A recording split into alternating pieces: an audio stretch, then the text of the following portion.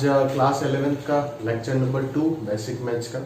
उस दिन हम जो कोड स्ट्रक्चर है और इन डिटेल में थोड़ा बहुत जो बेसिक मैथ्स के छोटे छोटे पॉइंट्स हैं उन सबको देखे थे। अभी हम डिटेल में सारी चीज़ बात करेंगे और जितने भी अलग अलग प्रकार के पॉइंट्स हैं उन सबको ध्यान देने की कोशिश करेंगे। तो मैंने लास्ट क्लास में जहाँ पे रोका था उसी जगह पे आपको स्टार्ट करता हूँ, उसी जगह से आपको लेके चलता हूँ आगे। ठीक है, तो आप ध्यान से समझिएगा। लगभग 1 या 2 लेक्चर के अंदर ये चैप्टर खत्म हो जाएगा और उसके बाद जो है आपको कल ही शायद उसका शीट जो है वो पूरा मिल जाएगा टेलीग्राम ग्रुप में। अगर आप ज्वाइन नहीं किए तो ग्रुप ज्वाइन कर लीजिए, अगर आप ग्रुप में ऑलरेडी है तब तो कोई दिक्कत नहीं, आपको मिलने वाला है। और उस चीज को आप प्रॉपरली फॉलो करते हुए जितने भी यहाँ पे एक्सरसाइजेस दिए गए हैं प्रॉपरली अच्छे से उसको सॉल्व कर लीजिएगा। ठीक है, क्योंकि काफी अच्छे अच्छे क्वेश्चन है और वो एक बार आप लगा लेंगे तो आपका बेसिक मैथ्स जो है वो पूरा रिवाइज हो जाएगा और प्रैक्टिस भी हो जाएगा और बहुत बढ़िया से अपन अपना क्लास 11th का सिलेबस जो है वो स्टार्ट कर सकते हैं। समझ आ रहा है मेरी बात? ठीक है। तो लास्ट क्लास में जहां पे मैंने आपको रोका था, क्या बोला था कि सिस्टम ऑफ लीनियर इक्वेशन, उसमें अगर बात करूं जो क्लास 10th में आप पढ़ के आए हो इन 2 वेरिएबल की अगर मैं बात करूं तो system of linear equation in 2 variable अगर मैं ले लेता हूं, जैसे a1x plus b1y plus c1 is equal to 0। ठीक है, ये मान लीजिए एक लीनियर इक्वेशन है इन 2 वेरिएबल x एंड y, और दूसरा मान लीजिए a2x plus b2y plus c2 बराबर 0। जनरली हम ये मान के चलते हैं कि a1 और b1 जो है वो दोनों के दोनों नॉन जीरो है और a2, b2 जो है वो भी क्या होगा, नॉन जीरो होगा। क्योंकि अगर ये 0 हो गया तब तो ये लीनियर इक्वेशन इन 2 वेरिएबल नहीं रहेगा, ये system of linear equation in 1 variable हो जाएगा, जिस वजह से अपन ये कंडीशन लगाते हैं और ये एक मैंडेटरी कंडीशन हो जाता है। ठीक है, अभी आपको बोला जाता है कि ये 2 सिस्टम है ये एक सिस्टम है जो 2 इक्वेशन को कंसिस्ट कर रहा है। ठीक है, तो इस सिस्टम का आप ये सारी चीज सॉल्यूशन कैसे निकालते हो, आपको अलग अलग मेथड पढ़ाया गया होगा, क्रॉस मल्टीप्लिकेशन मेथड हो या फिर एलिमिनेशन हो, सब्स्टिट्यूशन हो, किसी भी प्रकार से आप इसको सॉल्व करके निकाल सकते हैं। तो वो आप बहुत बेहतर तरीके से समझते होंगे, उसमें मैं कोई बातचीत नहीं करना चाहता आपके साथ, क्योंकि आप बहुत अच्छे से ये सारी चीज क्लास 10th में करके आए होंगे। ठीक है, तो अभी समय बर्बाद करने का कोई फायदा नहीं है। उस टॉपिक में बात करते हैं जहां पे शायद आपको थोड़ा बहुत दिक्कत आता होगा या फिर आपको नहीं पता। अगर मैं बात करूं कि ये सिस्टम देख के ही कि यूनिक सॉल्यूशन कब देगा, यानी कि ये दोनों इक्वेशन को सॉल्व करने के बाद हमें एक ही सॉल्यूशन कब मिलेगा, only one values of x and y कब मिलेगा, है ना। तो ये तभी मिल सकता है जब a1 अपॉन a2 और b1 अपॉन b2 का रेशियो जो है, मतलब a1 a2 और b1 b2 का रेशियो जो है वो आपस में इक्वल ना हो। अगर ऐसा नहीं होता है तो ये सिस्टम क्या देगा, आपका यूनिक सॉल्यूशन देगा। ये चीज आपको समझ में आना चाहिए। ठीक है, उसका प्रूफ मैं अभी नहीं कर रहा हूँ, क्लास 10th में अपन लोग करा देते हैं और आप भी करके आए होंगे, आपका एनसीईआरटी बुक में ही वो बहुत अच्छे से प्रेजेंट है। उसके बाद अगर मैं बात करूं कि सिस्टम इनफिनिट सॉल्यूशन कब देगा, समझ आता है मेरी बात। इनफिनिट सॉल्यूशन का मतलब a1 by a2 आपका b1 by b2 के इक्वल हो जाएगा और वही चीज किसके इक्वल होगा, c1 by c2 के इक्वल हो जाएगा। ठीक है, तो अगर मैं आपको डिटेल में समझाने का कोशिश करूं तो देखो, एक इक्वेशन अगर मैं ले लेता हूं 2x प्लस 3y बराबर 5 और दूसरा इक्वेशन ले लेता हूं 4x plus 6y is equal to 10, तो आप ये चीज समझ सकते होंगे यहाँ पे कि सर आपने तो क्या किए, इसी इक्वेशन को 2 से दोनों तरफ मल्टीप्लाई करके लिख दिए। इसका मतलब 2/4 हाफ आ रहा है, 3/6 भी हाफ आ रहा है और 5/10 भी क्या हो रहा है, 5 को उस तरफ -5 और -10 लेकर के जाएंगे तो -5 बाई -10 यानी कि आपका हाफ हो जाएगा। तो रेशियो बराबर है, तो अपन बोल सकते हैं कि सिस्टम क्या है, इनफिनिट सॉल्यूशन देगा। आप बोलोगे सर उसका फील जरा दीजिए कि कैसे इनफिनिट सॉल्यूशन दे रहा है। तो फील अगर आप लेने का कोशिश करते हैं तो अब यहां से 2 को कॉमन ले लीजिए, अंदर आ जाएगा 2x प्लस 3y बराबर 10। तो ये जो इक्वेशन आपके पास आएगा ये वही इक्वेशन है जो आपके पास फर्स्ट इक्वेशन था। तो कहने का तो ये 2 इक्वेशन है, बट हकीकत में दोनों एक ही इक्वेशन को रिप्रेजेंट कर रहा है। ठीक है, तो अगर आपके पास एक इक्वेशन है और 2 वेरिएबल है तो आप क्या बोल सकते हैं कि यहाँ पे आप कितने भी अपने मनमर्जी सॉल्यूशन है वो बना सकते हो। किस प्रकार से बना सकते हो, अगर आप x का वैल्यू 1 यहाँ पे रख देते हो तो y जो है वो अपने मन से वैल्यू सेट कर लेगा, 2 हो जाएगा यहाँ पे, 5 - 2 3/3 y का वैल्यू भी 1 हो जाएगा। अगर x का वैल्यू 2 रखते हो आप तो ये 4 हो जाना है, तो y का वैल्यू 1/3 हो जाना है। समझ आ रहा है ना? अगर x का वैल्यू 3 रखते हैं, सिमिलरली y निकालो, x का वैल्यू 4 रखो, y निकालो। तो अगर आपके पास एक इक्वेशन है और एक ही वेरिएबल है तो एक सॉल्यूशन मिलेगा। बट अगर एक इक्वेशन है और दो वेरिएबल है, समझ आ रहा है ना, तो आप यहाँ पे क्या बोल सकते हैं कि आपके पास इन्फिनिट सॉल्यूशन, इन्फिनिट पॉसिबिलिटी, जैसे मैं निकाल के दिखा रहा हूं ना आपको, आप ऐसे हजारों लाखों करोड़ों सॉल्यूशन इस सिस्टम का निकाल सकते हो। तो यही एक पहचान है इन्फिनिट सॉल्यूशन का, जो आप बहुत अच्छे से समझते होंगे। ठीक है, उसके बाद अपन थर्ड कंडीशन जो है उस चीज पे बात कर लेते हैं, और वो है इस सिस्टम का कब नो सॉल्यूशन होगा। क्या होगा? नो सॉल्यूशन होगा। नो सॉल्यूशन इस सिस्टम का तभी होगा जब a1/a2 जो है वो b1/b2 के इक्वल तो होगा, बट दोनों ही रेशियो c1/c2 के इक्वल नहीं होना चाहिए। जैसे कि सर एग्जांपल अगर लेते हैं तो 2x + 3y, अगर मैं यहाँ पे 5 लिखा तो दूसरा एक और इक्वेशन डिजाइन कर सकता हूं कि 4x + 5 6y = -10। ठीक है, तो आप बोलेंगे कि सर सेकंड वाला इक्वेशन को तो मैं और छोटा बना सकता हूं, तो अब 2 कॉमन लेकर के अगर कैंसिल आउट कर देंगे तो ये कुछ इस प्रकार से आ जाएगा। और अगर आप गौर से इन दोनों इक्वेशन को देखेंगे तो एलएचएस पार्ट तो इक्वल है, तो ओवरऑल आपको मिल रहा है 5 = -5, जो कि एक इम्पॉसिबल सा सिचुएशन है। तो आप बोलेंगे कि सर इस इम्पॉसिबल सिचुएशन तो एग्जिस्ट ही नहीं करता है, इसका मतलब कि ऐसा कोई भी x और y पॉसिबल ही नहीं होगा शायद, जो इस सिस्टम को क्या कर दे? सेटिस्फाई कर दे। समझ में आ रहा है ना? ऐसा कोई x और y का वैल्यू पॉसिबल होगा ही नहीं जो इस सिस्टम को क्या कर दे? सेटिस्फाई कर दे। और यहाँ पे आप देख सकते हो कंडीशन भी सेटिस्फाई हो रहा है, 2/4 हाफ हो रहा है, उसके बाद 3/6 हाफ हो रहा है, और 5/-10 -हाफ हो रहा है। तो ये दोनों तो इक्वल है, बट ये दोनों इसके इक्वल नहीं है। ठीक है, तो ये सारे चीज system of equation in 2 variable में आपको बेहतर तरीके से समझ में आना चाहिए कि कब एक system of equation in 2 variable unique solution देता है, कब वो इन्फिनिट सॉल्यूशन देता है, और कब वो नो सॉल्यूशन देता है। क्लियर है बात? तो उम्मीद करता हूं ये सारी चीज आपको अच्छे से समझ में आया होगा। और अगर नहीं आता है तो आप मेरा फोन नंबर जानते हैं, फोन कीजिए, साथों साथ पूछिए, अपन समझा के देते हैं आपको। ठीक, उसके बाद आप कुछ वर्ड प्रॉब्लम्स भी किए थे, बट उसमें अपन डिप में नहीं जा रहे। वर्ड प्रॉब्लम्स को अगर लैंग्वेज पकड़ना आता है तो इजीली आप कर लेंगे, और 11th में अपन बहुत सारे वर्ड प्रॉब्लम्स जहां पे भी मिलेगा करेंगे। तो बेसिक में इसमें मैं उस चीज को इंट्रोड्यूस नहीं कर रहा हूं। वर्ड प्रॉब्लम्स करना सभी को आता है, बचपन से आप करके आ रहे हो, क्लास 6 से। एक और बात आप किए थे कि ऐसे कोई सिस्टम था जो लीनियर इक्वेशन में तो नहीं था, यानी कि system of equation in linear variable, मतलब system of linear equation in 2 variable तो नहीं था, बट कुछ ना कुछ आप सब्स्टिट्यूशन कर देते थे, और करने के बाद वो चीज जो है वो एक लीनियर सिस्टम बन जाता था। समझ में आ रहा है ना? जैसे एक एग्जांपल मैं ये दिखाता हूं, लास्ट क्लास में भी मैंने आपको बताया था, बट जल्दबाजी में बताया था, अभी अच्छे से बता देता हूं। तो ये सिस्टम जो है, इस सिस्टम में आप ये देख सकते हो कि यहां पे जो हो रहा है, x का डिग्री 1 है, y का डिग्री 1 है। अगर इधर सिर्फ 6 होता, 5 होता, तब तो ये लीनियर सिस्टम हो जाता, बट यहां पे xy है, यानी कि ओवरऑल डिग्री जो है वो दोनों का ही 2 है, तो ये क्या नहीं हो पाएगा? एक लीनियर सिस्टम ऑफ इक्वेशन नहीं हो पाएगा। मतलब ये एक 2 डिग्री सिस्टम है, बट उस 2 डिग्री सिस्टम में हम सॉल्व करने के लिए जबरदस्ती इसको क्या बना देते हैं? लीनियर इक्वेशन में कन्वर्ट कर देते हैं। कैसे कन्वर्ट करते हैं? आप xy से डिवाइड कीजिए तो ये 6/y हो जाएगा, और xy से डिवाइड कीजिए तो 3/x = 6 हो जाएगा। वापस xy से डिवाइड कीजिए तो ये 2/y हो जाएगा, और इधर 4/x = 5 हो जाएगा। अभी आप 1/x को u मानेंगे और 1/y को अपन v मान लेंगे। समझ आ रहा है मेरी बात? तो ये जो चीज हो जाएगा वो क्या हो जाएगा? 3u + 6v = 6, और दूसरा जो हो जाएगा वो हो जाएगा आपका 4u + 2v = 5। समझ आता है मेरी बात? ठीक है, अभी आप इसी इक्वेशन को 3 से मल्टीप्लाई कर देंगे 6v के इक्वेट करने के लिए, तो ये हो जाएगा आपका 12u + 6v = 15। ठीक है, फिर इसको 2 मान लीजिए, इसको 1 मान लीजिए, सब्ट्रैक्ट कर दीजिए, तो यहाँ पे 9u आने वाला है, और इधर भी 9 आने वाला है। तो u का वैल्यू आपको 1 मिलने वाला है, और v जो आएगा वो हो जाएगा आपका 6 - 3 3/6, यानी कि हाफ हो जाएगा। तो अगर u 1 है तो x का वैल्यू भी क्या आ जाएगा? 1 आ जाएगा, और अगर v हाफ है तो y का वैल्यू आ जाएगा 2, क्योंकि y = 1/v, और हाफ का रेसिप्रोकल हो जाता है 2।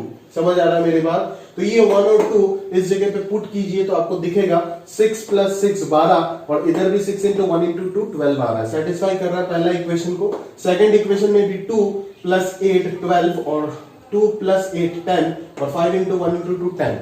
दोनों इक्वेशन को ये सॉल्यूशन जो आया ये तो सेटिस्फाई कर रहा है, बट एनसीईआरटी में भी यहां तक ही आंसर दे करके छोड़ देता है, बट और जो इसमें डीप जाने का चीज है वो एनसीईआरटी भी इंक्लूड नहीं करता है और आप भी पढ़ के नहीं आए, बट आईआईटी आपको उस जगह पे तंग करने का पूरा कोशिश करेगा। तो इसी चीज के लिए आपको यहाँ पे होशियार रहना है। और क्या होशियार रहना है, आपको ध्यान समझना है कि ये सिस्टम है, अगर मैं x और y का वैल्यू 0 0 डालू, क्या डालू, x और y का वैल्यू, अगर अपन x का वैल्यू 0 और y का वैल्यू अगर 0 डाल देते हैं तो ये क्या कर रहा है, सेटिस्फाई कर रहा है, दोनों में ही सेटिस्फाई कर रहा है, 0 इक्वल टू 0 0 इक्वल टू 0। तो आपका मन में ये सवाल आएगा कि सर क्या ये इसका सॉल्यूशन नहीं हो सकता है? बिल्कुल हो सकता है। क्यों नहीं हो सकता है? बिल्कुल हो सकता है। तो आप बोलोगे सर ये तो लीनियर सिस्टम था, इसका दो सॉल्यूशन कैसे, कुछ समझ नहीं आया। इसका तो तीन ही केस होता है ना, या तो यूनिक, या तो नो सॉल्यूशन, या तो इनफाइनाइट, बहुत ज्यादा, या फिर एक आएगा, या फिर कुछ भी नहीं आएगा। समझ में आ रहा है ना? मैं बोलूंगा कि वो तो लीनियर सिस्टम ऑफ इक्वेशन के लिए था। आपको किसने बोला कि ये जो सिस्टम है वो एक लीनियर सिस्टम ऑफ इक्वेशन है? वो तो वास्तव में एक लीनियर सिस्टम ऑफ इक्वेशन है ही नहीं। आपने तो उसको कुछ ना कुछ सब्स्टिट्यूशन करके जब तक यहां तक देखोगे तो वो लीनियर सिस्टम है नहीं। जैसे ही 1/x को u रखे और 1/y को v रखे तब वो लीनियर सिस्टम बन गया। यानी कि आपने जबरदस्ती बनाया, ओरिजिनल क्वेश्चन लीनियर सिस्टम है ही नहीं, आपने उसको बनाया। आपने बनाया तो आपका तो यूनिक सॉल्यूशन आएगा ही ना, नहीं आ रहा है? क्योंकि a1/a2 not equal to b1/b2 दिख रहा है यहाँ पे, सॉरी 4/12 नहीं, ये देखो 3/4 और 6/2 ये दोनों इक्वल नहीं है। अगर ये दोनों इक्वल नहीं है तो आप क्या बोलोगे कि सिस्टम तो यूनिक सॉल्यूशन देगा ही देगा। तो आज जो सिस्टम लीनियर है नहीं उसको आपने सॉल्व करने के लिए जबरदस्ती लीनियर बनाया। तो अगर आपने लीनियर बनाए तो आपका तो एक सॉल्यूशन आएगा ही ना। बट आप जो सोच रहे हो तो गलत सोच रहे हो। आप सोच रहे हो कि या तो यूनिक, या तो इनफाइनाइट, या तो नो सॉल्यूशन होना चाहिए। बट यहाँ पे दो सॉल्यूशन क्यों आ रहे हैं उसको वो चक्कर समझाने। यार क्यों नहीं आएगा? आपको किसने बोला कि ये लीनियर सिस्टम है? ये लीनियर सिस्टम है ही नहीं, जो आप समझ सकते हो। आपने जबरदस्ती लीनियर बनाया तो आपको यूनिक सॉल्यूशन मिला, बट ये लीनियर नहीं है। तो आपको और एक सॉल्यूशन के लिए सर्च करना चाहिए और देख के ही पता चल रहा है कि 0,0 इज द अनदर सॉल्यूशन। समझ आ रहा है? मैं आपको इसी क्वेश्चन को लीनियर नहीं बनाते। चलो एक काम करते, इसको क्या करते मैं आपको दिखाता हूं कहानी सारे। इसको क्या करते हैं, अपन क्या कर रहे हैं यहाँ पे, मान लीजिए 6x plus 3y is equal to 6xy है ना। तो आप यहाँ पे क्या करो, y का वैल्यू अगर निकालते हैं तो ये 6x divided by 6x minus 3 हो जाएगा, यानी कि हो जाएगा आपका 2x बाई 2x माइनस 1। ठीक है, अभी आपके पास जो इक्वेशन है वो है 2x plus 4y is equal to 5xy। समझ आ रहा है? तो 2x प्लस 4 इंटू y क्या हो जाएगा, 2x by 2x minus 1 is equal to 5x into y का वैल्यू हो जाएगा 2x बाई 2x माइनस 1। ठीक है, 2x माइनस 1 डिनोमिनेटर में तो x not equal to half होगा, वो तो आपको समझ आता है because denominator not equal to 0। अगर आंसर में हाफ आता है तो उसको रिजेक्ट कर देंगे। ठीक है, रिजेक्ट तभी करेंगे जब यहाँ पे सेटिस्फाई नहीं करेगा, क्योंकि यहाँ पे भी 2x माइनस 1 आपका सॉल्व करने के दौरान आ रहा है ना। वो चीज आप 11th में धीरे धीरे समझ जाएंगे। वाइल सॉल्विंग डोमेन चेंज होता है फंक्शन का, ठीक है, वो आप बाद में समझ जाएंगे। अभी इस चीज पे फोकस कीजिए। जैसे अपन मल्टीप्लाई करते तो ये 4x स्क्वायर माइनस 5x हो जाएगा और इधर 8x हो जाएगा और इधर हो जाएगा आपका 10x स्क्वायर। सिंपलीफाई अगर करते हैं अपन तो उधर चला जाएगा 6x स्क्वायर और minus 6x is equal to 0। यहां से अगर कॉमन लेता हूं 6x into x minus 1 is equal to 0, तो x का वैल्यू क्या मिला, 0 और 1 मिला। 1 रखोगे तो y का वैल्यू 2 मिलेगा, 0 रखोगे तो y का वैल्यू भी 0 मिलेगा। यानी कि ये एक सॉल्यूशन आया, ये एक सॉल्यूशन आया। समझ में आ रहा है? कहानी पकड़ में आ रहा है? तो अगर अपन ये लीनियर में कन्वर्ट ना करके अगर उसको सॉल्व करें तो सॉल्यूशन सही में 2 आ रहा है, because it is a 2 degree system, not a linear system. समझ आ रहा है मेरी बात? ये 2 डिग्री सिस्टम है, ये लीनियर नहीं है। बट एनसीईआरटी ने आपको जो मेथड सिखाया उसमें क्या रेस्ट्रिक्शन है? उसमें ये रेस्ट्रिक्शन है कि जबरदस्ती आप एक 2 डिग्री सिस्टम को लीनियर सिस्टम बना के सॉल्व करते हो आपके आसानी के लिए। समझ में आ रहा है ना? बट उसका सॉल्यूशन तो एग्जिस्ट करना चाहिए because it is a 2 degree system. ध्यान में रखिएगा ये चीज, इसका सॉल्यूशन तो एग्जिस्ट करना चाहिए क्योंकि ये 2 डिग्री सिस्टम है। बट आप उसको सॉल्व करने के लिए लीनियर बना रहे हो और लीनियर बना के एक ही आंसर निकाल रहे हो और एक को मिस कर रहे हो, 0,0 को मिस कर रहे हो, जो कि आपका ब्लंडर मिस्टेक है, सबसे बड़ा मिस्टेक है। समझ में आया ना? 0,0 भी इसका सॉल्यूशन होना चाहिए क्योंकि ये सेटिस्फाई कर रहा है। अगर आप शायद इस प्रकार से एग्जाम में करते तो आपको दोनों सॉल्यूशन मिल जाता। प्रोडक्ट ऑफ 2 फैक्टर 0, तो each फैक्टर मस्ट बी 0। समझ में आया? either x इक्वल टू 0 और x माइनस 1 विल बी 0। तो x equal to 0 1, y equal to 2 0 दोनों आपको मिल जाता है। समझ में आया? बट इस जगह पे आप उस चीज को मिस कर जाते हैं, फिर आपको सर्च करना पड़ता है हिट एंड ट्रायल से।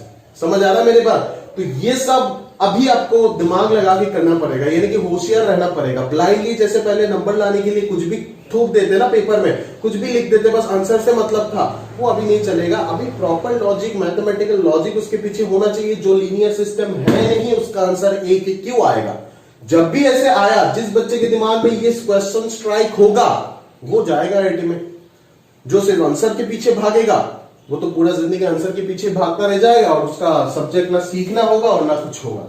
अभी समय है आपके पास, सर्च मारिएगा हर सवाल में, इतना डीपली घुस जाइए ताकि आपको उस जगह में नया नया थ्योरी पता चल जाए। जितना आप घुसेंगे, शायद हमें भी पढ़ाने के टाइम, पढ़ने के टाइम ध्यान में नहीं जाता है, बट आप अगर चले जाएंगे तो आप हमें भी सिखाएंगे, हमारे साथ साथ आपके जूनियर्स को भी सिखा के जाएंगे और सबको सिखाएंगे। इसीलिए बोल रहा हूं, प्रॉपर्ली सोचना सीखिए। सोचने का गेम है ये, सोचना सीखिए। सोचना अगर सीख जाएंगे तो सारी चीज अपना आप हो जाएगा। ठीक है? तो ये चीज आप समझ सकते हैं। इसका कंक्लूजन यही है, लीनियर सिस्टम नहीं है, 2 डिग्री सिस्टम है। हमने जबरदस्ती लीनियर सिस्टम बना के एक सॉल्यूशन निकाले, फिर अचानक से आपका तो कंफ्यूजन आया नहीं होगा 10 में, ये तो मैं क्रिएट कर रहा हूं कि अचानक से आपका कंफ्यूजन ये आया होगा कि 0 0 भी यहाँ पे सेटिस्फाई कर रहा है, तो इसका 2 सॉल्यूशन होगा क्या? हाँ, 2 सॉल्यूशन तो होगा क्योंकि सेटिस्फाई कर रहा है, बट ये तो लीनियर इक्वेशन है, तो 2 सॉल्यूशन कैसे हो सकता है? बट आपको ध्यान देना चाहिए कि लीनियर इक्वेशन है नहीं, आपने बनाया। ये 2 डिग्री है तो 2 सॉल्यूशन बिल्कुल होगा। तो हम एक सॉल्यूशन को क्यों मिस कर रहे हैं? क्योंकि हमने इसको जबरदस्ती लीनियर बना दिया। अगर आप इस प्रकार से करते तो मिस नहीं करते। समझ आ रहा है ना? तो इस प्रकार से आपको हर चीज में डीप में घुसना है और सोचना है। ठीक है?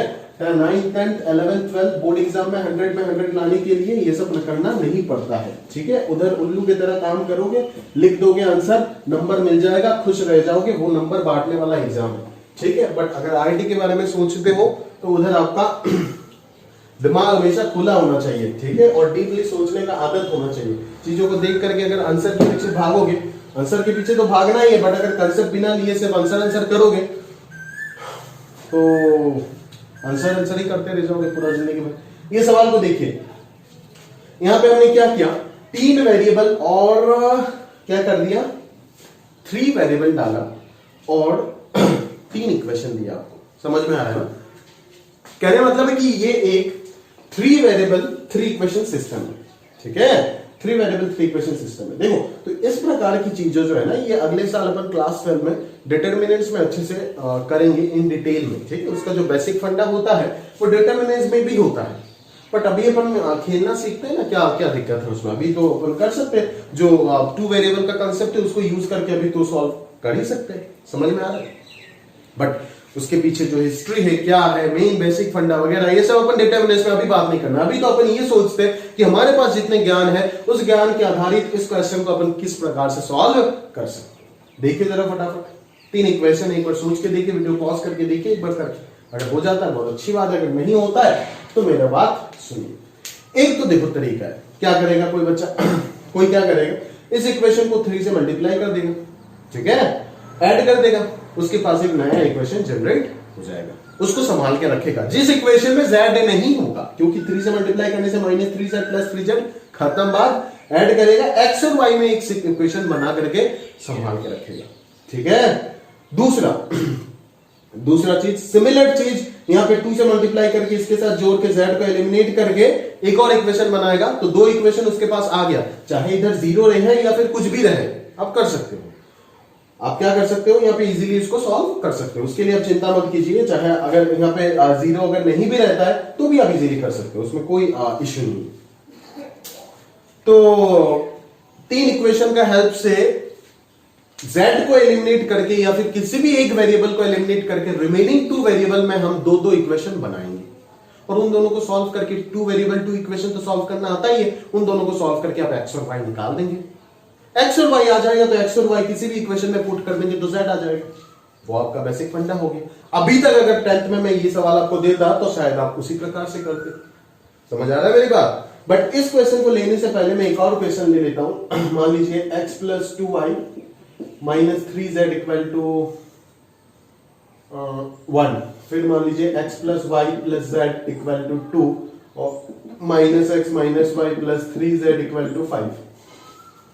ये भी एक 3 वेरिएबल 3 सिस्टम है जहां पे राइट हैंड साइड को मैंने जीरो नहीं लिखा। बेसिकली इसको होमोजेनियस सिस्टम बोलते हैं। क्या है वो सब अपन कल में देखेंगे। देखो यहां पे आप तो बोलोगे सर z को एलिमिनेट करें क्या, z को एलिमिनेट करके दो इक्वेशन बनाते हैं, क्या झंझट है। x और y में दो इक्वेशन आएगा, सॉल्व करने के बाद x और y मिल जाएगा, x y आ गया, किसी पे भी रख देंगे z आ जाएगा, काम निपट गया, x y z आ गया, खत्म बात। मैं आपको एक और चीज सिखा के देता हूं। आप क्या करो, इक्वेशन 1 और इक्वेशन 2 को ले लो, इक्वेशन 1 और इक्वेशन 2 को ले लो और लगा दो क्रॉस मल्टीप्लीकेशन दोनों में, ठीक है। 1 और 2 में अपन क्या लगा रहे, क्रॉस मल्टीप्लीकेशन, ठीक है। आप क्या लिखोगे, x divided by something y upon z upon, ठीक है। उधर देखो कोफिशिएंट देखो 1 2 -3 फिर 1 1 1। आपको पता है क्रॉस मल्टीप्लिकेशन में क्या करते हो, इसको हटा देते हो, जब x की डिनोमिनेटर लिखते हो इसको हटा देते हो, 2 into 1 माइनस 3, तो ये हो जाएगा 2 + 3। y के नीचे उल्टा हो जाता है, -3 पहले आएगा, 1 into -3 आएगा, फिर -1 आएगा, और z के नीचे आ जाएगा 1 - 2। तो ये कुछ आ गया x/5 is equal to y/-4 is equal to आ गया z/-1।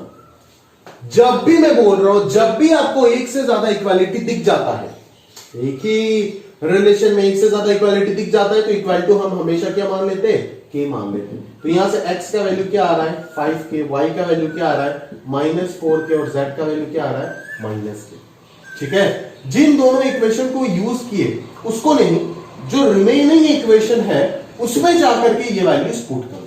मैं बार बार बोल रहा हूं, उसमें जाकर के ये जो रिमेनिंग इक्वेशन बचता है ना, अगर आप 1 और 3 को यूज करते तो आप 2 पे जाकर के ये वैल्यूज पुट करते। एक तो इक्वेशन बचेगा ही, क्योंकि 3 इक्वेशन तो दिया हुआ रहेगा। अगर 3 इक्वेशन दिया हुआ नहीं रहता है तब तो इनफिनिट सॉल्यूशन आएगा। मैं बोल रहा हूं कि नंबर ऑफ वेरिएबल अगर नंबर ऑफ इक्वेशन से कम है तब आपको इनफिनिट सॉल्यूशन मिलेगा, नहीं ज्यादा सॉल्यूशन मिलेगा, क्योंकि आप खुद के मर्जी से तब सॉल्यूशन डिसाइड कर सकते हो ना। तो अगर पुट करते तो ये कितना आ रहा है -5k माइनस प्लस 4k और इधर -3k इज इक्वल टू 5। तो ये कितना आ रहा है -8k प्लस 4k और -4k हो गया, तो k का वैल्यू आ गया -5/4। अभी यही k का वैल्यू अगर मैं इन तीनों जगह पे रखूं तो मुझे क्या मिल जाएगा, x y z का वैल्यू मिल जाएगा। वो वही सॉल्यूशन है जो इस इक्वेशन को सेटिस्फाई कर रहा है, ठीक है। तो इस प्रकार से यूजिंग क्रॉस मल्टीप्लिकेशन मेथड भी आप 3 वेरिएबल 3 सिस्टम को सॉल्व करते हैं। मान लो अगर यहां पे 0 0 0 होता, अगर यहां पे 0 0 0 होता, ठीक है। देखो यहां पे ना एक मिस्टेक यहां पे मैंने किया है कि इधर 0 0 नहीं लिखा है। आप इस इक्वेशन को ना तभी कर सकते हो जब यहां पे 0 और यहां पे 0 होगा। क्यों मैं आपको बता रहा हूं, क्योंकि क्रॉस मल्टीप्लिकेशन मेथड आप उसी इक्वेशन में लगाते हो जिसका आरएचएस, जिसमें कोई कांस्टेंट पार्ट नहीं है। तो अगर यहाँ पे 0 0 है तो उन दोनों इक्वेशन में आप लगा दोगे, समझ में आ रहा है।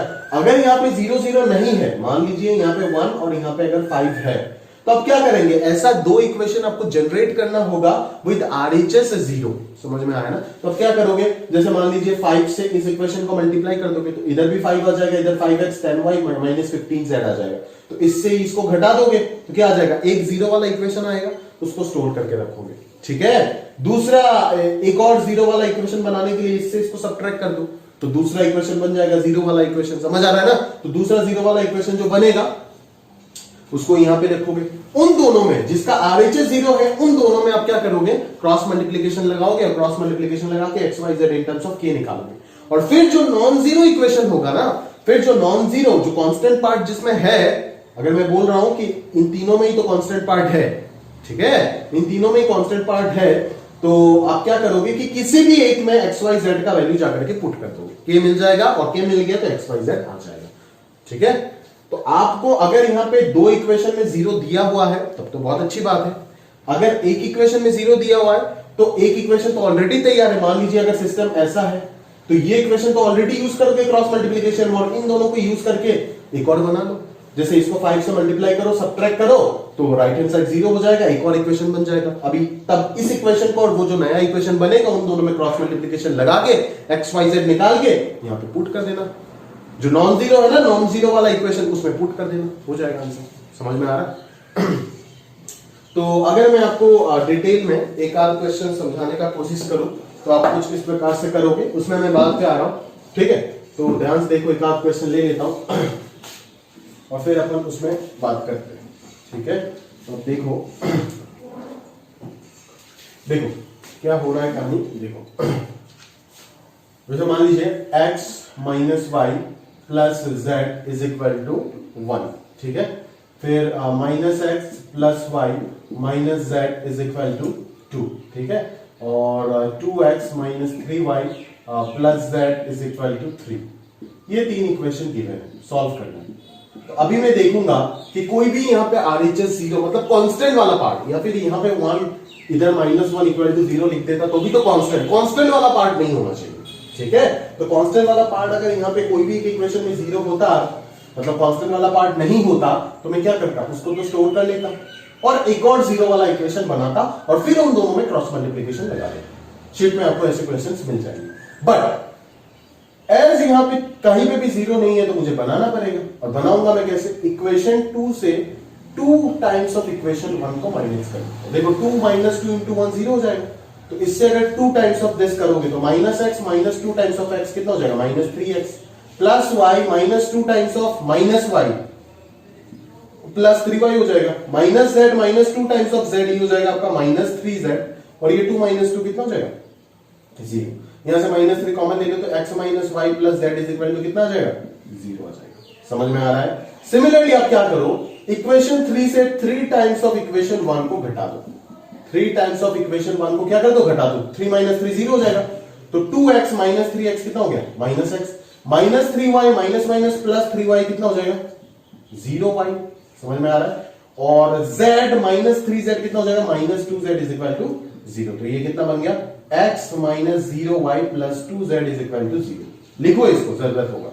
अभी ये बन गया क्रॉस मल्टीप्लिकेशन का एक हथियार, और ये बन गया दूसरा हथियार। अभी इन दोनों में 4 और 5 में क्या लगाओगे, क्रॉस मल्टीप्लिकेशन। x के नीचे, y के नीचे, z के नीचे। कॉफिशिएंट को लिखो 1 माइनस 1 1, इधर लिखो 1 0 2। इस x के नीचे जब लिखेंगे तो इसको हटाएंगे, प्रोडक्ट करो तो कितना आएगा, माइनस 2 माइनस 0 इंटू 1 कितना, 0।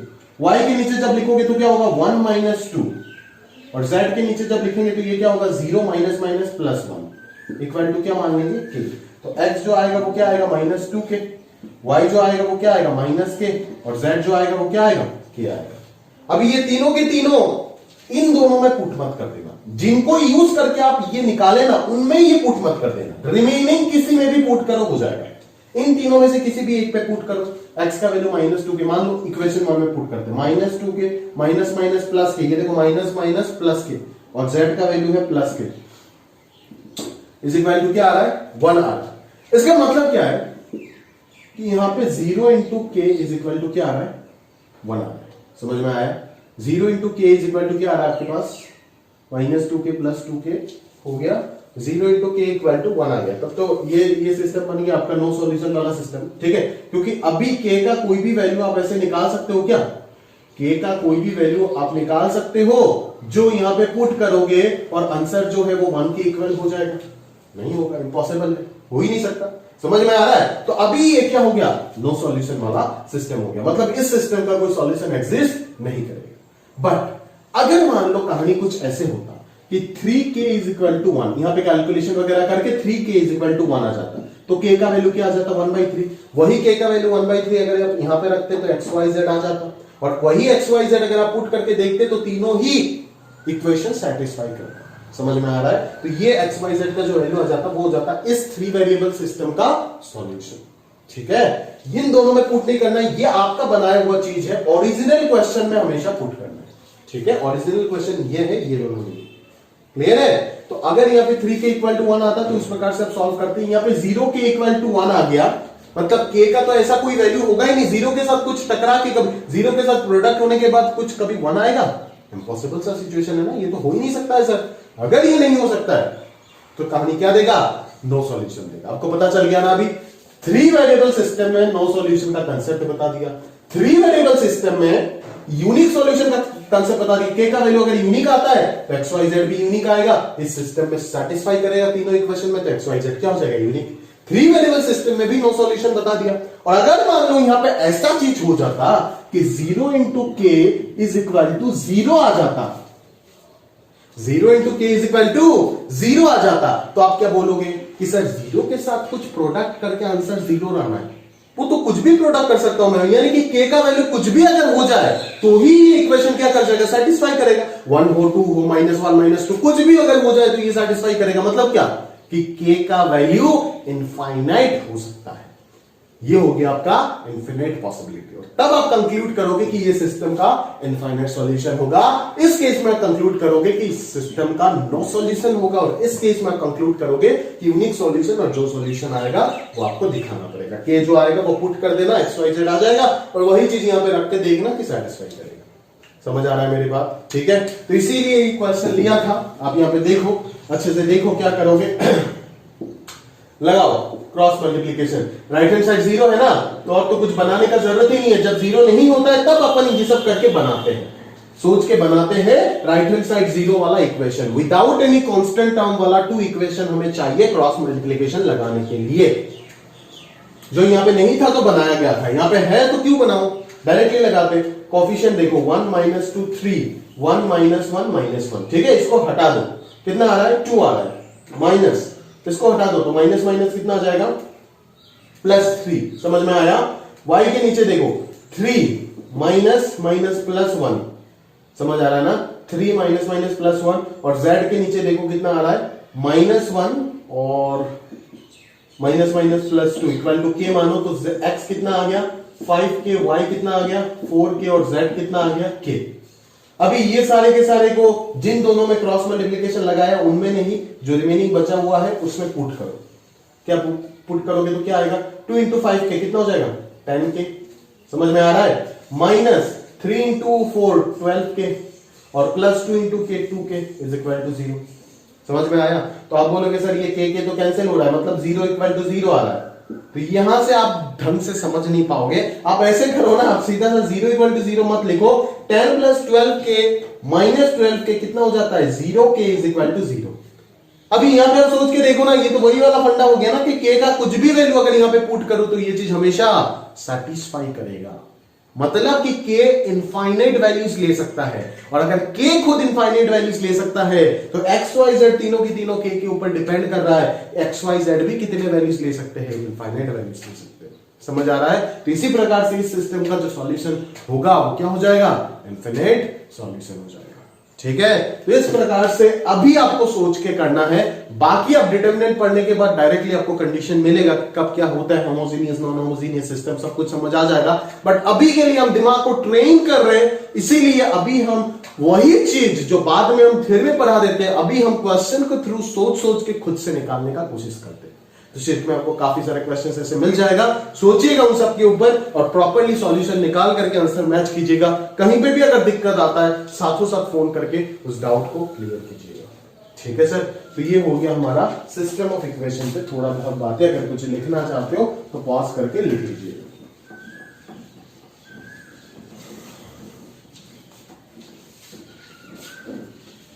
आगे की बात करते हुए, ठीक है, आगे की बात करते हैं।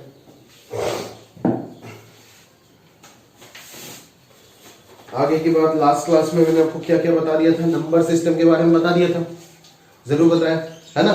ये भी बताया होगा कि natural numbers, whole numbers, integers, rational number, irrational number, real number, सारे के सारे आप कैसे पहचानोगे। ठीक है, रैशनल क्या होता है, रैशनल क्या होता है, सारे नंबर जो इरैशनल नहीं है वो रैशनल p/q फॉर्म में है, q नॉन जीरो है और pq दोनों इंटीजर है। ठीक है, और irrational non terminating non recurring, यानी कि खत्म भी नहीं होगा और रिपीट भी नहीं होगा डेसिमल के बाद। समझ में आ रहा है, वो है इरैशनल।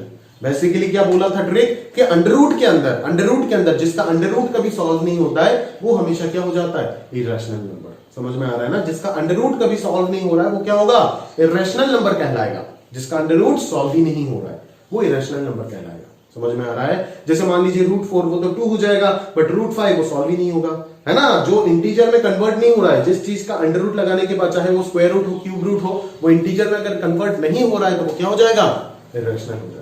मैथमेटिकली प्रूव्ड है, ये देखा गया है कि नंबर लाइन में जितने भी नंबर्स है ना, कि इरेशनल और रैशनल नंबर हमेशा अल्टरनेट होता है, यानी कि एक रैशनल के बाद एक इरेशनल, एक इरेशनल बाद एक रैशनल। अगर मैं 1 का बाजू वाला नंबर बोलूं तो कोई बोल ही नहीं सकता है ना कभी। आप बोलोगे 1.000001, मैं बोलूंगा 1 से हटा करके एक और जीरो लगा दो, उसके बाद 1 लगाओ। समझ में आ रहा है ना? ऐसे चलता जाएगा आर्गुमेंट्स, ठीक है। तो ये मैथमेटिकली प्रूव्ड है कि इरेशनल नंबर और रैशनल नंबर जो है वो हमेशा अल्टरनेट होता है, याद रखिएगा इस चीज को, ठीक है। उसके बाद अगर मैं बात करूं कि आपको यह भी बताया गया था कि पॉजिटिव, नेगेटिव, नॉन पॉजिटिव में क्या डिफरेंस होता है। पॉजिटिव मतलब पॉजिटिव नंबर है ना, जो 0 से बड़ा है, बट नॉन नेगेटिव मतलब नेगेटिव नहीं। नॉन नेगेटिव का मतलब नेगेटिव नहीं, अगर नेगेटिव नहीं बोल रहे मतलब 0 भी हो सकता है, पॉजिटिव भी हो सकता है। इसलिए positive means greater than 0 and non negative means greater than equal to 0। खाली पकड़ में आ रहा है? पक्का सर, ठीक है। अभी एक और चीज अगर मैं लिख देता हूं, 5 ग्रेटर देन इक्वल टू 5। अगर मैं पूछता हूं कि ये ट्रू है या फॉल्स है, आप क्या बोलोगे? ये ट्रू है। क्यों ये ट्रू है? क्योंकि बोल क्या रहे हो, एक बार गौर से सुनो, क्या बोल रहे हो सुनो। 5 ग्रेटर देन और इक्वल टू, और बोल रहे हो ना, तो ग्रेटर या फिर इक्वल कुछ भी होने से ही तो, दोनों में से कोई भी एक कंडीशन सेटिस्फाई होने से ही तो ये ट्रू हो गया ना। यहाँ पे तो इक्वल वाला केस सेटिस्फाई हो रहा है। अगर मैं ये बात करूं तो ये भी क्या है? ट्रू है, बिकॉज यहाँ पे ग्रेटर वाला चीज सेटिस्फाई हो रहा है। समझ में आया ना? तो इस प्रकार से ये छोटे छोटे बातों को आपको याद रखना पड़ेगा। 0 क्या है? पॉजिटिव भी नहीं है, नेगेटिव भी नहीं है, ठीक है। Square of any odd integer is odd and even integer is even. Square of any odd integer is odd, आपको बताया गया था, बताया गया था ना। Square of any odd integer क्या?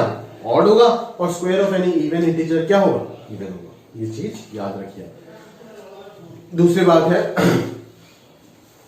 कि आगे अगर मैं बात करूं तो सम प्रोडक्ट में अगर मैं बात करूं कि मान लीजिए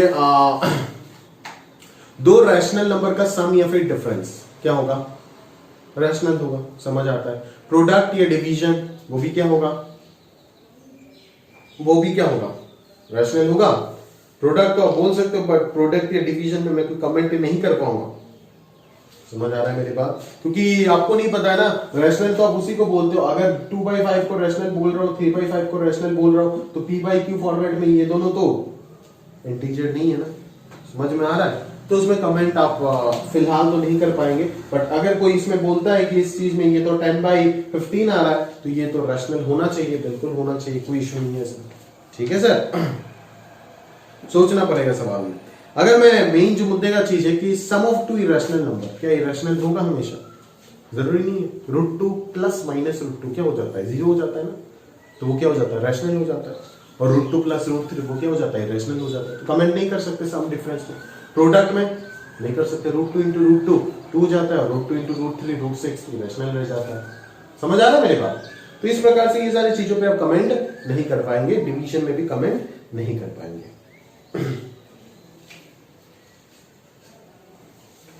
उसके बाद अगर मैं बात करूं कि इवन नंबर्स क्या होता है? 2 से स्टार्ट होता है, 2 4 6 8। अगर मैं बात करूं इवन ऑड की, तो आप क्या बोलोगे कि इवन और ऑड 2 से स्टार्ट होगा, और ये 1 3 5 7 यहां से स्टार्ट होगा। ये सारे इवन नंबर है, ये सारे ऑड नंबर्स है। अब बोले क्या सर क्या बोल रहे हैं? हमने तो सुना था कि 0 भी इवन नंबर होता है। दोस्तों 0 इवन नंबर नहीं होता है, 0 इवन इंटीजर है। ठीक है, 0 इवन इंटीजर। अगर मैं इवन इंटीजर्स की बात करूं तब तो उसमें 0 भी आएगा, नेगेटिव -2 -4 -6 वो सारे के सारे आएगा। ठीक है, समझ में आ रहा है मेरी बात, है ना? और ऑड इंटीजर की अगर बात करूं तो 2 1 -1 -3 ये सारे के सारे आएगा। मुद्दे का बात है, इसका अगर जनरल फॉर्म में लिखने के लिए बोलूं तो आप क्या लिखोगे? ट्वाइस n लिखोगे। जहां पे आप ये बोलते हो ये फॉर ऑल सिंबल है, मतलब सारे वैल्यूज ऑफ n ले रहा है। For all n belongs to, अगले चैप्टर सेट में ही हम ये सारी चीजें सीखेंगे। For all n belongs to क्या हम बोलेंगे ना? Natural number. क्योंकि n अगर नेचुरल हुआ तो 1 से स्टार्ट होगा, 1 2 3। n अगर 1 2 3 4 हुआ तो ये 2n क्या हो जाएगा? 2 4 6 8, दैट इज इवन नंबर होगा। और ऑड की अगर बात करूं तो मैं क्या लिखूंगा? 2n प्लस 1 या फिर 2n माइनस 1। नंबर्स की बात कर रहा हूं, इंटीजर की बात नहीं कर रहा। अगर और इवन इंटीजर की बात करोगे तो यहां पे n ना लिख के आप क्या लिख दोगे? z इंटीजर लिख दोगे, तब तो -2 -4 0 सब आ जाएगा। ठीक है, ये हो गया इवन इंटीजर के लिए, और इवन नंबर्स के लिए सिर्फ ये हो जाएगा। सिमिलरली यहां पे भी इवन इंटीजर के लिए z हो जाएगा, और ऑड इंटीजर के लिए z हो जाएगा, बट ऑड नंबर्स के लिए क्या होगा वो सोचो एक बार। आप लिख देते हो 2n plus minus 1, 2n plus minus 1 नहीं होगा। 2n प्लस 1 कब होगा? जब n का वैल्यू कहां से स्टार्ट हुआ? होल नंबर होगा। क्यों? क्योंकि देखो अगर यहां पे आप नेचुरल नंबर लिख सकते हो, बिकॉज नेचुरल नंबर 1 से स्टार्ट होता है, 1 अगर पुट करोगे तो 2 माइनस 1 1 हो रहा है, 2 पुट करोगे तो 2 4 माइनस 1 3 हो रहा है। बट यहां पे अगर नेचुरल नंबर लिख देते हो तब तो ये 1 से स्टार्ट होगा, मतलब ये चीज 3 से स्टार्ट होगा, बट ऑड नंबर में तो 1 भी आता है, तो तब आपको होल नंबर से स्टार्ट करना पड़ेगा, 0 को भी इंक्लूड करना पड़ेगा, ताकि 2 into 0 plus 1 से स्टार्ट हो जाए। तो ये छोटे छोटे बारीकों का आपको अच्छे से याद भी रखना है और समझना भी है बेहतर तरीके से, ठीक है। उसके बाद अगर अपन बात करें तो प्राइम कंपोजिट क्या है आपको अच्छे से पता है, उसमें और बात नहीं कर रहे। हाँ, को प्राइम नंबर्स अच्छे से आप ध्यान से रखिएगा, याद रखिएगा, उसको रिलेटिवली प्राइम भी बोलते हैं। ऐसा दो प्राइम नंबर जिसका HCF जो होता है, GCD greatest common divisor, HCF जो होता है वो क्या होता है? 1 होता है। उन दोनों को हम हमेशा को प्राइम नंबर बोलते हैं। शीट में सब कुछ लिखा गया है, मैं और लिखा नहीं रहा हूं। ट्विन प्राइम्स क्या होता है? ऐसे दो प्राइम नंबर जिसका डिफरेंस 2 होता है, जैसे 3 5 5 7 मान लीजिए। तो एक स्टेटमेंट आपको पूछता हूं, 2 distinct prime numbers are always coprime. 2 distinct prime numbers are always coprime, बिल्कुल उनका HCF 1 होगा, ठीक है, but converse is not true. 2 coprime numbers are always distinct, जरूरी नहीं। समझ में आया?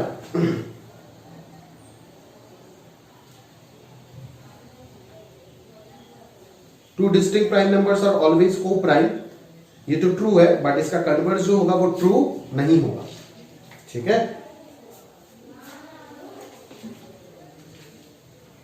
कंसेक्यूटिव नेचुरल नंबर्स भी क्या होगा? 1 2 2 3 3 4, ये सारे के सारे क्या होगा? को-प्राइम्स होंगे, ठीक है।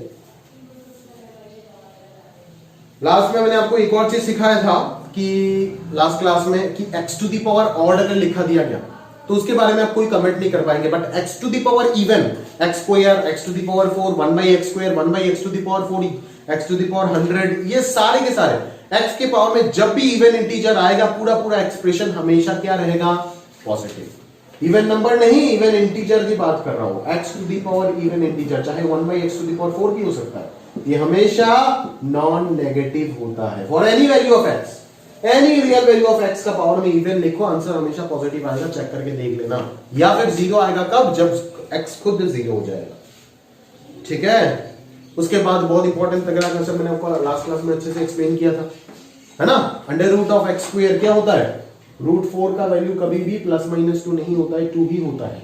This is the positive square root. But अगर किसी ने लिख दिया कि square roots of 4 are plus minus 2, क्यों?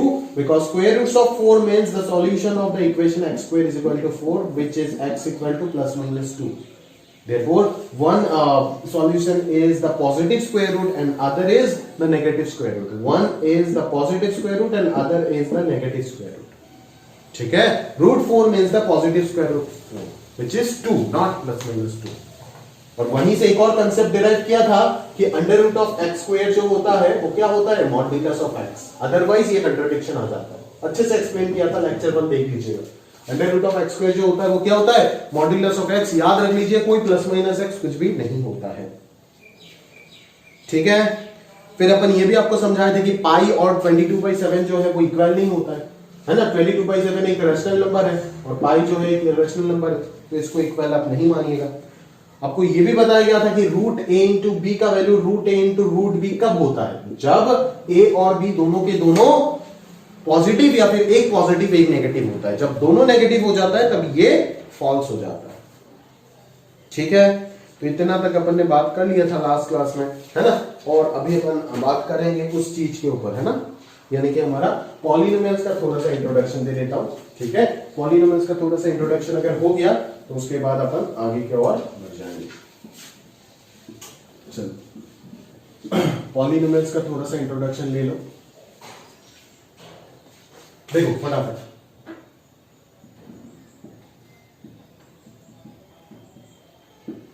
पॉलिनोमियल्स, किस अलजेब्रिक एक्सप्रेशन को हम पॉलिनोमियल्स बोलते हैं? एक गंदा सा एक्सप्रेशन लिख रहा हूं,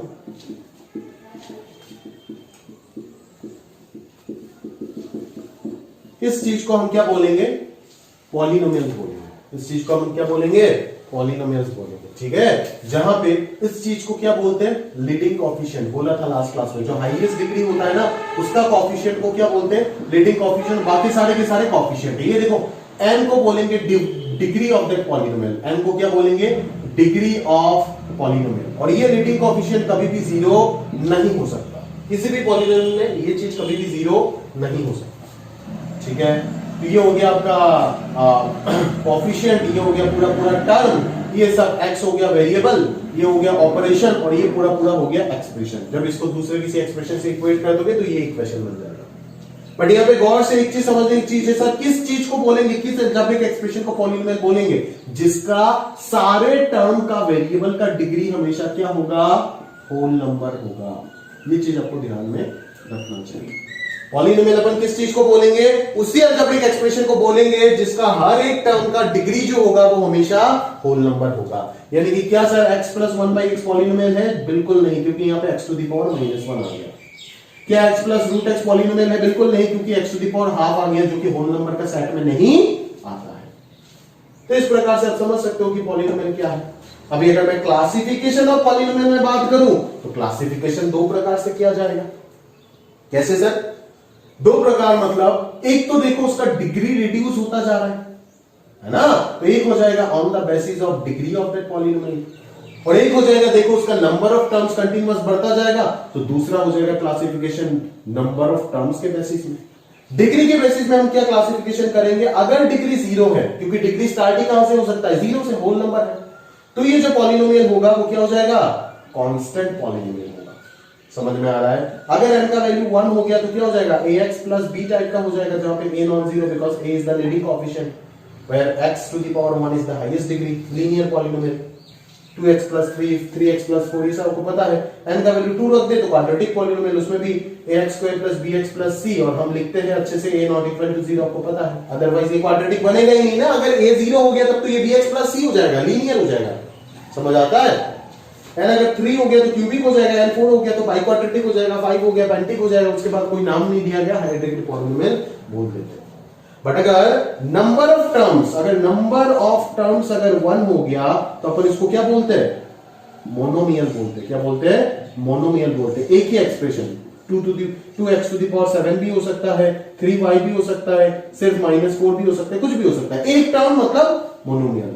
दो टर्म अगर हो गया तो उसी को क्या बोलेंगे? बाइनोमियल बोलेंगे। उसी को क्या बोलेंगे? बाइनोमियल बोलेंगे।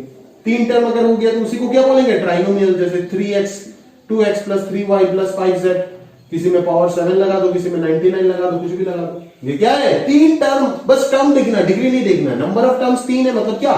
Trinomial and so on. तो ये चीज अपन स्टडी करेंगे। थियरी ऑफ इक्वेशन जो हमारा चैप्टर है, क्वाड्रेटिक इक्वेशन, क्यूबिक इक्वेशन, वो सब जगह पे ये सब बात करेंगे। और ये अपन बात करेंगे अलजेब्रा का दूसरा चैप्टर, जिसका नाम है बाइनोमियल थ्योरम। साल का एंड में मिलेगा, ठीक है? और ये सब हम थियरी ऑफ इक्वेशन में बातचीत करेंगे, है ना? अभी अगर मैं आपको पूछूं, यहां पे एक तगड़ा कंसेप्ट है कि सर कांस्टेंट पॉलिनोमियल तो आपने बोल दिए, बट कांस्टेंट में ये मेंशन नहीं किए कि जीरो इंक्लूड हो सकता है या नहीं हो सकता है। ठीक है, जीरो को हम पॉलिनोमियल नहीं बोलते। क्यों? क्योंकि जीरो पॉलिनोमियल का जो डिग्री है ना, वो डिफाइंड नहीं है। क्यों डिफाइंड नहीं है सर? क्यों जीरो को पॉलिनोमियल? ये जो कांस्टेंट लिखा, नॉन जीरो कांस्टेंट का बात कर रहा हूं, जीरो पॉलिनोमियल नहीं। क्यों? क्योंकि जीरो को मैं 0 इंटू एक्स क्यूब भी लिख सकता हूं, 0 into x to the power 99 भी लिख सकता हूं, 0 into x to the power 1 crore भी लिख सकता हूं।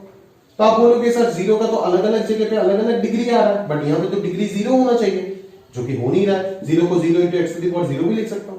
तो डिग्री का वेरिएशन के लिए जीरो को हम पॉलिनोमियल में इंक्लूड नहीं करते। ठीक है, ये एक कंसेप्ट है जिस चीज को आपको ध्यान से याद रखना।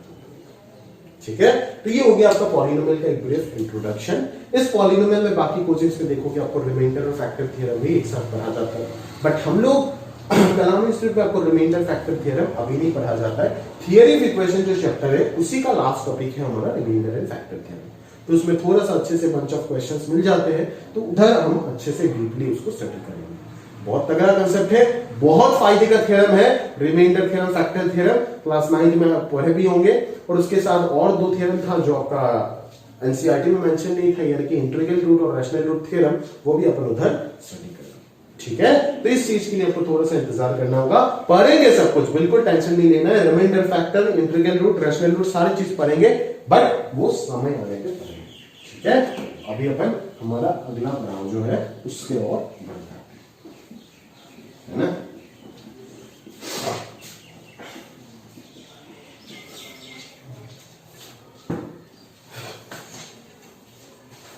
तो उसके बाद अगर मैं देखूं,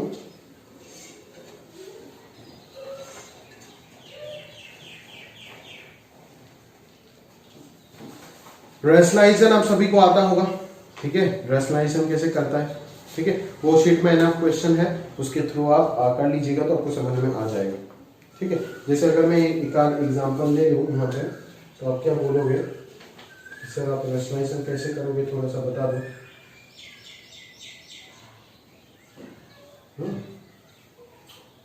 खैर उधर क्वेश्चन मिलेगा बहुत सारे, उधर आप प्रैक्टिस करोगे, आपको रैशनलाइजेशन अच्छे से आता है ना। रैशनलाइजेशन कैसे करते हैं आपको सभी को पता है, उधर आप प्रैक्टिस कीजिएगा अच्छे से। प्रॉपर्टीज ऑफ इंडाइसेस आप अच्छे से कीजिएगा, यहाँ पे प्रॉपर्टीज ऑफ इंडाइसेस भी आपको पता है अच्छे से। a to the power m into a to the power m a to the power m plus n हो जाता है ना। a टू द पावर 0 1 होता है। ये सारे छोटे मोटे बातें ये आपको ऑलरेडी शीट में इंक्लूडेड है, मिल जाएगा, उधर से आप पढ़ लीजिएगा। ठीक है सर, है ना। और जो क्वेश्चन है उनके ऊपर उसको बहुत अच्छे से आप प्रैक्टिस कीजिएगा। सर्ट क्या होता है, देखो सर्ट क्या होता है। If the root of a quantity cannot be exactly obtained, the root is called a surd. ठीक है, root of the quantity अगर कभी भी आपको exactly obtain नहीं हो रहा है, जैसे मैं irrational चीज में बोल रहा था, surd क्या होता है, irrational quantity होता है। ठीक है, तब आपको उस चीज को क्या बोलना पड़ेगा, surd। जैसे √3, cube root of 6, fifth root of 10, ये सारे के सारे क्या है ना। फिफ्थ की जगह पे फोर्थ भी आ सकता है, ये सारे के सारे क्या है, सर्ड क्वांटिटीज है, जिसका रूट सॉल्व नहीं होगा। तो आप समझ सकते हो यहाँ पे ये सारी चीज, क्वेश्चंस आपको बहुत इन डिटेल में आपको दिया गया है शीट में, आप कर सकते हो। रैशनलाइजेशन, फैक्टराइजेशन, ये सब के ऊपर इन डिटेल में सारे क्वेश्चंस अवेलेबल है, और उन सबको आपको बहुत अच्छे से करना है। जो बेसिक बेसिक बातें हैं उस चीज को मैं पकड़ाने का कोशिश कर रहा हूँ। ठीक है, तो आपको यहाँ पे सर्ट के ऊपर अगर मैं एक आध क्वेश्चन कराने की कोशिश करूं तो करा सकते हैं। देखो एक आध क्वेश्चन कराता हूं सर्ट के ऊपर, है ना। बाकी हम सारे करेंगे, पूरा शीट को सॉल्व करेंगे, वही सब कुछ है, वही भगवान है, वही सब कुछ है, वही से मैक्सिम दिलाएगा। शीट जिसको आता है उसको सब कुछ आता है। ठीक है, तो हम इस क्वेश्चन को कर लेते हैं। जैसे मान लीजिए √3 प्लस √5, इसको आपको निकालना है ना। फिर √ऑफ मान लीजिए 7 माइनस 2√12। कोई क्या करता है ना सर, इस चीज को तो सॉल्व करके आप क्या निकालोगे, x प्लस √y, कोई इरेशनल टर्म ही आएगा इस प्रकार का। मे बी अगर पूरा ये 2 प्लस √3 ये भी तो एक इरेशनल ही है, तो उसको मान लेते हैं इसके इक्वल। ठीक है, फिर स्क्वायरिंग करके xy सॉल्व करके आप इजीली यहाँ पे निकाल सकते हो। ठीक है, या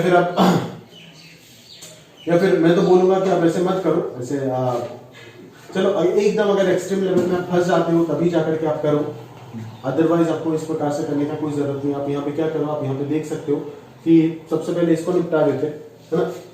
यहाँ पे आपको पता चल रहा है कि ये 7 माइनस 2√12 को अगर मैं परफेक्ट स्क्वायर बना देता हूँ तो मेरा काम हो जाएगा। ठीक है, अभी 7 माइनस 2√12 को मैं परफेक्ट स्क्वायर कैसे बनाऊंगा, ये 4 इंटू 3 हो जाएगा, तो ये 2 इंटू √3 हो जाएगा। समझ में आ रहा है ना। अभी देखो ये 2ab का फॉर्मेट बन गया, और ये आगे वाला जो कहानी है वो अगर a square plus b square हो जाता है तो काम निपट जाएगा। तो इसको मैं 2 स्क्वायर प्लस √3 होल स्क्वायर लिख सकता हूँ, माइनस 2 इंटू √3 हो जाएगा। तो ये हो जाएगा आपका 2 माइनस √3 का होल स्क्वायर। तो इसका वैल्यू जो होगा वो हो जाएगा 2 माइनस √3 का होल स्क्वायर। समझ में आ रहा है, 2 माइनस √3 का होल स्क्वायर। जैसे ही आप इसको लिखोगे आंसर, तो मैंने बार बार बोला ना ही इसका आंसर 2 माइनस √3 होगा, ना ही प्लस माइनस 2 माइनस √3 होगा, इसका आंसर होगा मॉड्यूलस ऑफ 2 माइनस √3। क्योंकि आप लिखोगे 2 माइनस √3 तो कोई इसको √3 माइनस 2 भी लिख देगा। समझ में आया मेरे बात। तो ये 2 माइनस √3 सॉल्व होकर के 2 माइनस √3 आएगा, बिकॉज ये एक पॉजिटिव क्वांटिटी है। अगर गलती से कोई इसको √3 माइनस 2 लिख देता तो उसका आंसर गलत हो जाता। समझ में आया ना, √3 माइनस 2 का आंसर क्या है, नेगेटिव है ना, 1.732 माइनस 2, तो गलत हो जाता उसका। बट अगर वो मॉड्यूलस का ध्यान रखेगा तो रूट जैसे ही उसको पता चलेगा कि √3 - 2 नेगेटिव है तो तुरंत वो समझ जाएगा कि मॉड्यूलस ऑफ x का वैल्यू -x होता है जब x <0 होता है।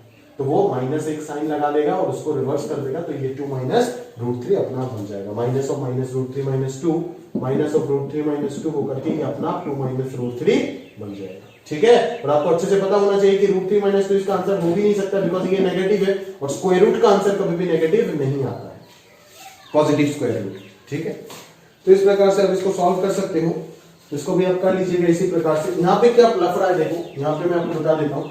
यहाँ पे जैसे इसको आप परफेक्ट स्क्वायर बनाने जाओगे तो आप देखोगे यहाँ पे तो 2 मिसिंग है, बट फॉर्मूला परफेक्ट स्क्वायर का फॉर्मूला बनाने के लिए तो 2 चाहिए, तो आप बाहर एक हाफ लगा दो और अंदर इसको 6 + 2 √5 लिख दो। ठीक बात है, समझ में आ रहा है ना। और अभी ये 2 × √5 और तो कुछ है ही नहीं यहाँ पे, तो × 1 होगा तो डेफिनेटली इन दोनों का स्क्वायर का समेशन ये हो जाएगा। तो ये हो जाएगा √5 स्क्वायर + 1 स्क्वायर प्लस, तो ये हो जाएगा हाफ × √5 + 1 का होल स्क्वायर। तो इसका जो आंसर आएगा वो जाएगा आपका हाफ × √5 + 1 का होल स्क्वायर का अंडर रूट। तो ये कितना आ जाएगा, एक तो 1/√2 बाहर आ जाएगा यहाँ से और यहाँ से हो जाएगा modulus of √5 - 1, but as √5 - 1 is positive, modulus के अंदर अगर पॉजिटिव बैठा है तो जो होगा वही होगा आंसर, अगर नेगेटिव है तो उसके आगे एक माइनस लग जाएगा। ठीक है, वो चीज हम इन डिटेल में मॉड्यूलस फंक्शन में बात करेंगे। तो इसका आंसर निकल जाएगा। तो मैं सोचता हूँ कि ये चीज बेटर है ना। और अदरवाइज अगर आपको जनरल मेथड से करना है तो इसको आप मान लीजिएगा √x + √y इस चीज को, और दोनों तरफ परफेक्ट स्क्वायर कीजिए और सॉल्व करके आप ये निकालिए। ये मतलब क्या आएगा आपके पास, ये सॉल्व होकर के वही चीज आएगा 2 - √3। समझ में आया ना, और फिर अकॉर्डिंगली आप सॉल्व कर लीजिए। लिखा हुआ है शीट में ये मेथड, अगर आप करना चाहते हो तो कर सकते हो, उसमें कोई दिक्कत वाली बात नहीं है। ठीक है, तो साइड में आपको बहुत सारे क्वेश्चन मिलेगा और उधर से आप अच्छे से प्रैक्टिस कर लीजिएगा। अभी लास्ट में मैं आपको वो चीज बता देता हूँ जो क्वेश्चंस के फॉर्मेट में, तो हम अगले लेक्चर से डिस्कस करेंगे ही शीट में जितने भी क्वेश्चन है बहुत अच्छे से, बट अभी मैं थोड़ा बहुत बता देता हूँ जहाँ पे आपको ये चीज पता नहीं होगा शायद, या फिर लास्ट क्लास में तो अपन ने बात किए थे बट आप ध्यान नहीं दिए होंगे। आप देख लो एक बार फटाफट कि HCF और LCM का कंसेप्ट। ठीक है, HCF और LCM का कंसेप्ट मैं बार बार आपको ये चीज बताने का कोशिश कर रहा हूं। देखो कि HCF और LCM का अगर मैं बात करूं तो आपको अच्छे से पता, जैसे एक चीज पहले बात कर लेते हैं। अगर मैं आपको बोलूं कि LCM फ्रैक्शन का कैसे निकालते हैं तो आप क्या जवाब दोगे, आंसर क्या देखो, एक बार सोच के देखो आपका आंसर क्या आएगा। फ्रैक्शन का जो LCM होगा वो क्या होगा, यहाँ पे फटाफट एक बार बोलो। फ्रैक्शन का LCM भी निकालो और फ्रैक्शन का HCF भी निकालो, किस प्रकार से आएगा ये चीज आपको अच्छे से याद रखना होगा, जो शायद 10th तक आपने ध्यान नहीं दी। ये चीज हमें 12th में पीरियडिक फंक्शन में काफी हेल्प करेगा। फ्रैक्शन का निकालेंगे तो ये LCM ऑफ न्यूमरेटर हो जाएगा डिवाइडेड बाय HCF ऑफ क्या हो जाएगा, डिनोमिनेटर हो जाएगा। ठीक है, और ऊपर यहाँ पे अगर HCF है तो न्यूमरेटर में आ जाएगा HCF और डिनोमिनेटर में क्या आ जाएगा, LCM आ जाएगा। ठीक है, क्योंकि तुम्हें पता है कि ये दोनों रिवर्स हो जाएगा, तुमको अच्छे से पता है कि LCM × HCF जो होगा वो, अच्छा ये भी प्रॉपर्टी अब अच्छे से पढ़ के आए, ये LCM × HCF जो होगा वो प्रोडक्ट होता है, प्रोडक्ट ऑफ नंबर्स के इक्वल हो जाते हैं। ठीक है सर, HCF × LCM जो होगा वो प्रोडक्ट ऑफ नंबर्स के इक्वल इजीली हो जाते हैं। समझ में आया। और एक और चीज आपको ध्यान रखना है कि HCF जो होगा ना वो हमेशा LCM से छोटा या फिर उसके इक्वल ही होगा। HCF जो होगा वो हमेशा LCM से छोटा या फिर उसके इक्वल ही होगा। ये सारे छोटे मोटे पॉइंट्स अपने शीट पे लिखे गए हैं, आपको अच्छे से इस चीज को याद रखना पड़ेगा। ठीक है सर।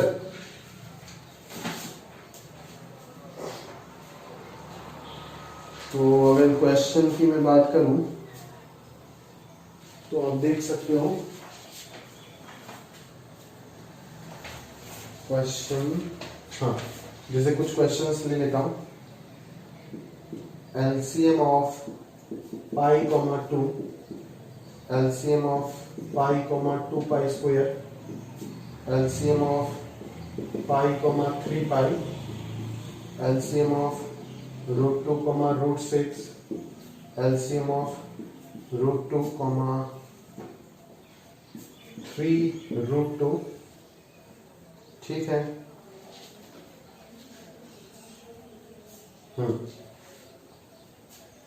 और एक और 1/√2 प्लस 1/√3 क्या होगा, ये एक और क्वेश्चन हो गया। और दूसरा एक और क्वेश्चन ले लेता हूं, HCF अगर 25 है और LCM अगर 5 है, then find product of numbers, then find product of numbers. हो जाएगा, हो जाएगा सर, हो जाएगा। बाकी सारे क्वेश्चन, ये सारे क्वेश्चन शीट से ही मैंने उठाया, शीट में आपको इन डिटेल में बाकी सारे क्वेश्चंस मिल जाएगा। ठीक है, चलो। तो अगर मैं बात करूं आपके साथ, तो आप देख सकते हो यहां पे कि पाई कोमा 2 क्या होगा एलसीएम, 2 पाई। जो आप सोच रहे हो, नहीं, नॉट पॉसिबल। क्यों?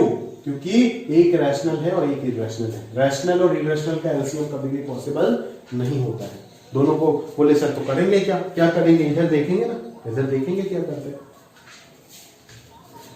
पाई और 2 पाई स्क्वायर नहीं होगा। क्या आप सोच रहे हो कि पाई और 2 पाई स्क्वायर का ऐसे कर लोगे, पाई 1 और इधर चला गया 2 पाई, मल्टीप्लाई कर दोगे 2 पाई स्क्वायर हो जाएगा? नहीं भाई, इसका 2 पाई स्क्वायर नहीं है, ये नॉट पॉसिबल है। क्यों? क्योंकि पाई स्क्वायर और पाई दोनों सेम, पाई इरेशनल है, पाई स्क्वायर क्या हमको नहीं पता। समझ में आया ना? तो ये दोनों सेम क्वांटिटी नहीं है। अगर दोनों सेम सर्ड होना पड़ेगा, सेम नेचर का इरेशनल क्वांटिटी होना पड़ेगा। रैशनल रैशनल का एलसीएम निकालना अच्छे से आपको आता है ना? इंटीजर्स का तो आता ही है, और जो इंटीजर्स का नहीं आता है फ्रैक्शन, वो तो मैंने बता ही दिया ऑलरेडी। तो रैशनल नंबर तो क्लियर है। दिक्कत तब हो जाता है आपको जब इरेशनल आता है, उसके बारे में आपने अभी तक नहीं सोचे होंगे। तो इरेशनल अगर आता है तो क्या करोगे? इरेशनल अगर आता है तो ध्यान देना पड़ेगा, अगर सेम टाइप का इरेशनल नंबर है तभी आप एलसीएम निकाल सकते हो, अदरवाइज पॉसिबल नहीं होगा। पाई और 3 पाई का एलसीएम पॉसिबल होगा क्योंकि ये दोनों सेम नेचर का इरेशनल है। दोनों का आंसर क्या हो जाएगा? 3 पाई। √2 √6 कभी पॉसिबल नहीं होगा, दोनों सेम सर्ड है ही नहीं, इसका भी पॉसिबल नहीं है। बट √2 और 3√2 इसका पॉसिबल होगा क्योंकि दोनों सेम सर्ड क्वांटिटी है, दैट इज इन दोनों का हो जाएगा 3√2। मुद्दे का बाद मैं ये बताने का कोशिश कर रहा हूं कि LCM of A, B, C तभी हो सकता है if C/A and C/B are 2 integers. समझ में आया? यहां पे देखो ना, 3√2 इसका आंसर तभी आया ना जब 3√2/√2 3 एक इंटीजर हुआ, 3√2/3√2 1 एक इंटीजर है। ये नॉट पॉसिबल होगा ना। इसको तो आप ऐसे लिख देते थे अभी तक, जो कि गलत लिखते थे, √2 से डिवाइड करके 1 √3, तो ये √6 आ गए। बट √6/√2 इंटीजर है क्या? नहीं है। √6/√6 तो इंटीजर हो जाएगा, बट √6/√2 √3 इरेशनल है। 3 पाई होगा because 3 pi by pi 3 integer है, 3 पाई बाई 3 पाई 1 इंटीजर है। इधर 2 पाई स्क्वायर नहीं होगा because 2 pi square by pi कितना आएगा आंसर? 2 पाई आएगा, जो कि इंटीजर नहीं है। इधर भी नहीं होगा 2 पाई। समझ में आता है ना आपको? क्लियर है? तो इस प्रकार से इरेशनल क्वांटिटीज का एलसीएम निकालना मैंने आपको अच्छे से बताया, वो सारी चीजें आप ध्यान रखोगे। क्लियर है बात? वो सारी चीजें आपको इन डिटेल में ध्यान रखना पड़ेगा, है ना? अभी ये क्वेश्चन फटाफट बताते हैं। आप क्या सोच रहे हो यहां पे कैसे करोगे? 1/√2 प्लस 1/√3 इज इक्वल टू क्या करोगे? √6, उधर √3 प्लस √2। नहीं, ये गलत है। तो बोलिए सर करना क्या पड़ेगा? क्या करना पड़ेगा यहाँ? 1/√2 प्लस 1/√3 दोनों को सेम नेचर बनाओ। पहले दोनों को क्या करो? सेम नेचर बनाओ। दोनों को सेम नेचर कैसे बनाएंगे? 2 ऑप्शन है, या तो √2 से ऊपर नीचे मल्टीप्लाई कर दो, रैशनलाइजेशन करो, तो ये √2/2 हो गया और ये √3/3 हो गया। बन गया ना दोनों रैशनल। अभी तो ले सकते हो एलसीएम, ले लो, तो ये आ जाएगा आपका 3√2 और ये आ जाएगा आपका 2√3। बट दूसरा भी कर सकते हो। क्या कर सकते हो कि √2 को आप √3 से मल्टीप्लाई करो, तो ये √6 हो जाएगा, ऊपर चला जाएगा आपका √3, और इसको √2 से मल्टीप्लाई करो तो ये हो जाएगा √6 और ये हो जाएगा √2। अभी भी दोनों सेम नेचर का, पहले रैशनल बन गया था तो कोई दिक्कत नहीं, अभी दोनों इरेशनल बना तो इरेशनल बना, तो ऐसा इरेशनल बना दोनों सेम क्वांटिटी है, दोनों सेम प्रकार के, तो ये √6 हो गया और ऊपर आ गया √3 प्लस √2। समझ में आया? आपको इसके साथ आंसर मैच नहीं हो रहा होगा तो घबराओ मत, इसको √6 से वापस मल्टीप्लाई कर दो तो ये 6 आ जाएगा, ऊपर √6 इंटू √3 कितना हो जाएगा? √18 और इधर आ जाएगा √12, तो ये हो जाएगा 9 इंटू 2 यानी कि 3√2 और ये हो जाएगा 4 इंटू 3 यानी कि 2√3/6। लोगे आंसर मैच हो गया। ठीक है? तो इस प्रकार से आप सारी चीज को अच्छे से ध्यान दो। जैसे ये क्वेश्चन आपको उल्लू बनाया, HCF और LCM 25 और 5 दे रखा है, प्रोडक्ट ऑफ नंबर्स। आप तो खुश हो जाओगे, खुश होकर के बोलोगे LCM एक तो HCF हो जाता है, प्रोडक्ट ऑफ नंबर्स, तो इन दोनों का प्रोडक्ट है 125, तो प्रोडक्ट ऑफ नंबर भी 125 होगा, जो कि गलत है भाई। सीधा सीधा देखो कि LCM से बड़ा है यहाँ पे, जो कि पॉसिबल नहीं है। हमेशा HCF, अभी बोला, हमेशा LCM से छोटा होगा तो गलत चीज है ये, समझिएगा इस सारी चीजों को, ठीक है। उल्लू बनाएगा, अगर यहाँ पे 5 होता यहाँ पे 25 होता तो आपका आंसर ठीक है 125, बट यहाँ पे तो आपको पूर्वक बनाना अच्छे से, ठीक है। तो ये सारे छोटे छोटे बात जो अपन बेसिक मैथ्स में कर रहे हैं, सारे पॉइंट्स आपको अच्छे से याद होने चाहिए। और 2 पार्ट है जहां पे मैंने बात नहीं किया, जो हम बेसिक मैथ्स में ही पढ़ाते हैं, वो है आपका फैक्टराइजेशन। बहुत सारे फॉर्मूले हैं, फैक्टराइज कैसे करते हैं पॉलिनोमियल्स को, वही चीज जो आप 9th क्लास में 10th क्लास में करके आए हो, उसको मैं और बना नहीं रहा, फॉर्मूला भी क्या सिखाऊं, बोलो शीट में मिल जाएगा, उन सारी चीज को याद कर लीजिएगा, क्वेश्चन पे अच्छे से डिस्कस करेंगे, है ना। थियरी और पढ़ाने का कुछ ही नहीं है। और दूसरा एक और पार्ट है रेशियो प्रोपोर्शन, जहां पे हमने बात नहीं किया, तो रेशियो प्रोपोर्शन पे मैं बात एक साथ क्वेश्चन के साथ करूंगा, ठीक है। उसका कुछ प्रॉपर्टीज होता है, कॉम्पोनेंडो, डिविडेंडो, कॉम्पोनेंटो, डिविडेंडो, अल्टरनेंडो, ठीक है, जितने भी प्रॉपर्टीज है। और सिर्फ उतना ही नहीं, उसके आगे भी और भी प्रॉपर्टीज होते हैं, बहुत अच्छे अच्छे प्रॉपर्टीज होते हैं, ठीक है। उसको यूज करके अगर आपके पास हॉल एंड नाइट जो बुक है, उसका रेशियो प्रोपोर्शन काफी अच्छा लेवल में दिया गया है, वो अगर आप करना चाहते हो तो करो। अगर बुक नहीं है तो करने का कोई जरूरत नहीं, क्योंकि हॉल एंड नाइट का सारे अच्छे क्वेश्चन हमारे शीट में ऑलरेडी अवेलेबल है, दिए गए हैं। समझ में आया ना। तो आप प्रॉपर्ली शीट को फॉलो कीजिए और अपना काम करते रहिए। तो बेसिक मैथ्स का जो कंप्लीट थ्योरी है वो मैंने बात कर लिया। जो एक पार्ट बाकी रहेगा रेशियो प्रोपोर्शन, वो मैं क्वेश्चन के साथ आपको समझाऊंगा, ठीक है। और अभी हम लेक्चर 2 में ये थ्योरी वाला पार्ट बेसिक मैथ्स का कंप्लीट किए। जो छोटे छोटे पॉइंट्स है मैंने आपको समझाने का कोशिश किया। अगर आपको नहीं आता है समझ में तो आप काइंडली मुझे फोन कीजिएगा और सारी चीज को क्लियर कीजिएगा। समझ में आ रहा है, कभी भी फोन कीजिए, टेलीग्राम मैसेज कीजिए, करके अपना सारी चीज को क्लियर कीजिए। चाहे आप इंस्टीट्यूट पढ़ रहे हो नहीं पढ़ रहे हो, उससे कोई मतलब नहीं है, आप पूछ सकते हैं, ठीक है। आपको जवाब मिल जाएगा साथों साथ। और आज ये लेक्चर देखने के बाद कल जो आपको शीट मिलेगा बेसिक मैथ्स का, उसको प्रॉपर्ली सारी चीज को अपना कॉपी, जैसे लेक्चर 1 में कॉपी सजाने के लिए बोला था, अलजेब्रा कॉपी नंबर 1 बना करके बेसिक मैथ्स लिख के सारी चीज को सॉल्व करना। ऑफलाइन क्लासेस शुरू होने के बाद अपन सारे चीज चेक करेंगे उधर ही, ठीक है। तो ये प्रॉपर्ली अपना सॉल्यूशन को आपको तैयार रखना है। और जो डाउट होता है, अगर छोटा मोटा डाउट है तो साथों साथ पूछेगा, अगर ज्यादा डाउट है टेलीग्राम में भेजना है। आप सभी को होमवर्क का डेडलाइन दिया जाएगा जब भी शीट अपलोड होगा कल, और उसके अंदर आपको होमवर्क सबमिट भी करना है और अपना डाउट्स भी सबमिट करना है। उसी डाउट के ऊपर मैं अगले दिन अपना लेक्चर को डिजाइन करूंगा, यानी कि लेक्चर नंबर 3 पे सारे शीट के क्वेश्चंस ही हम फोकस करेंगे शीट के क्वेश्चंस पे, और उसी को अच्छे से सॉल्व करेंगे, ठीक है। तो ये हमारा आज का लेक्चर नंबर 2 खत्म हुआ इसी के साथ साथ, है ना। और नेक्स्ट क्लास में अपन बहुत अच्छे से हमारा जो आगे का बात है वो करेंगे, यानी कि बेसिक मैथ्स का जो क्वेश्चन वाला पार्ट है उसमें फोकस करेंगे। अलग अलग चैप्टर्स के अलग अलग जितने भी समेशन है सारे के सारे शीट में है, वो सारे क्वालिटी मटेरियल है। आप उसको करिएगा तब आपको अच्छे से पता चलेगा। और करने के बाद जो भी डाउट्स होता है वो प्रॉपर्ली पूछिए, हम डिस्कस करेंगे अगले वीडियो सॉल्यूशन में, ठीक है। तो अगला लेक्चर भी हमारा वीडियो बेसिक मैथ्स के ऊपर होगा। और उसके बाद जो हमारा सेकंड चैप्टर आता है वो सिलेबस में हम जो उस दिन बना करके दिया था, कलाम इंस्टीट्यूट का जो सिलेबस है उसमें लॉगरिथम आता है। बट कुछ सर्टेन प्रॉब्लम्स के लिए क्लास 9 का क्लासेस के लिए हम लॉगरिथम को सेट के बाद पढ़ाएंगे, यानी कि number 1 basic maths, number 2 log और नंबर 3 में सेट था, फिर इनइक्वालिटी फंक्शन ये सब था। बट अभी हम नंबर 2 और 3 को थोड़ा स्वाइप कर लेंगे, यानी कि जैसे ही ये बेसिक मैथ्स का शीट डिस्कशन क्वेश्चन डिस्कशन खत्म होता है, हम तुरंत सेट जो पहला चैप्टर है वो स्टार्ट कर देंगे, और वो आपको एनसीईआरटी में भी मिलेगा, ठीक है। तो आज का लेक्चर इसी के साथ साथ यहीं पे खत्म हुआ। और आपको जो शीट मिलेगा कल, उस चीज को आप प्रॉपर्ली सॉल्व कर लीजिएगा। और डाउट है तो साथों साथ पूछिएगा, नहीं है सारे क्वेश्चन कीजिए। जैसे डीपली घुस के करना चाहिए, सिर्फ आंसर निकालने के लिए मत कीजिए, डीपली घुस के उसमें सोचने के लिए प्रॉपर्ली अच्छे से कीजिए, तभी आपको चीजें समझ में आएगा, ठीक है। ऑल द बेस्ट, और प्रॉपर्ली अपने शीट को सॉल्व कीजिए।